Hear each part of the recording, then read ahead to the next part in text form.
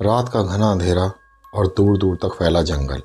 चार दोस्त अमन, रोहन, टिया और निधि एक रोमांचक ट्रिप के लिए एक अनजान जंगल में पहुंचते हैं। उन्हें नहीं पता था कि यह सफ़र उनकी ज़िंदगी का सबसे भयानक अनुभव बनने वाला है। चारों दोस्त अपनी जीप से जंगल के बीचों बीच पहुंचते हैं।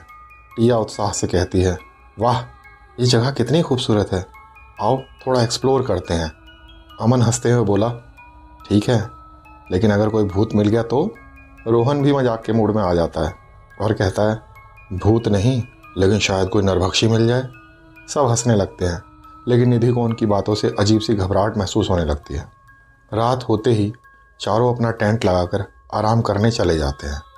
कुछ देर बाद अचानक झाड़ियों में कुछ हलचल होती है। रोहन टॉर्च लेकर देखता है, लेकिन कुछ नज़र नहीं आता। तभी टिया की घबराई हुई आवाज़ आती है, कोई हमें देख रहा है। अगले ही पल एक अजीब सा विकृत चेहरा टेंट के बाहर कुछ दूर पर दिखाई देता है। उसकी आंखें घिनौनी और दांत नुकीले थे। जैसे ही अमन टॉर्च घुमाता है, वो आकृति गायब हो जाती है। डर के कारण सभी जीप में वापस लौटने का निर्णय करते हैं, लेकिन जैसे ही सब जीप के पास पहुंचते हैं, पता चलता है कि किसी ने जीप की वायर काट दी थी। रोहन गुस्से में बोला, ज़रूर कोई हमसे मजाक कर रहा है, हम यहाँ से पैदल ही निकलेंगे। चारों जंगल के रास्ते से बाहर निकलने की कोशिश करते हैं, लेकिन रास्ते में कहीं खो जाते हैं। तभी अचानक निधि के पैरों में कुछ उलझता है और वो ज़ोर से चीखती है।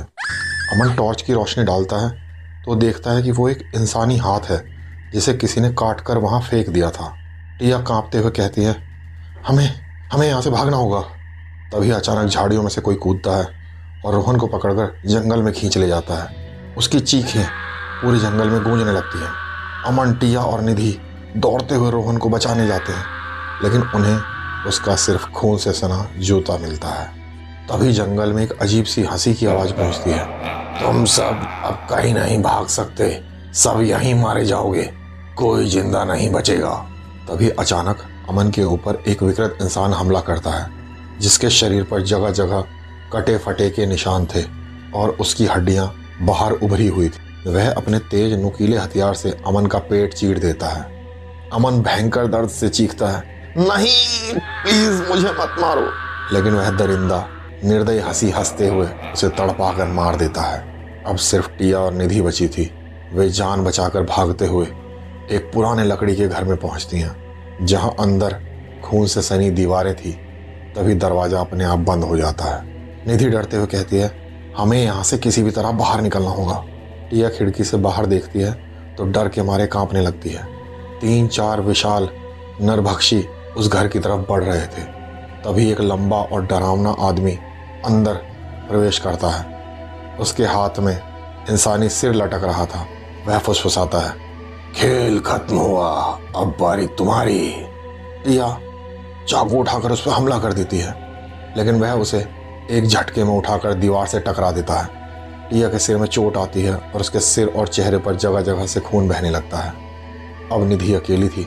वह तेजी से भागने लगती है और लगातार भागती रहती है, लेकिन जैसे ही वे जंगल के आखिरी किनारे पर पहुंचती है और थक कर बैठ जाती है, तो उसके सामने उनमें से ही एक दरिंदा खड़ा था। वह भद्दी मुस्कान के साथ कहता है, भाग क्यों रही हो, तुम हमारी नई शिकार हो। और अपनी बड़ी तलवार से निधि की गर्दन काट देता है। आखिरी चीखों के साथ निधि का भी अंत हो जाता है। सुबह पुलिस उस जंगल में पहुंचती है, लेकिन वहां कुछ भी नहीं मिलता, सिर्फ खून से सनी जमीन और 4 दोस्तों के खून से रंगे कपड़े। वह जंगल आज भी एक रहस्य बना हुआ है। वहां जो भी जाता है वह कभी लौट कर नहीं आता।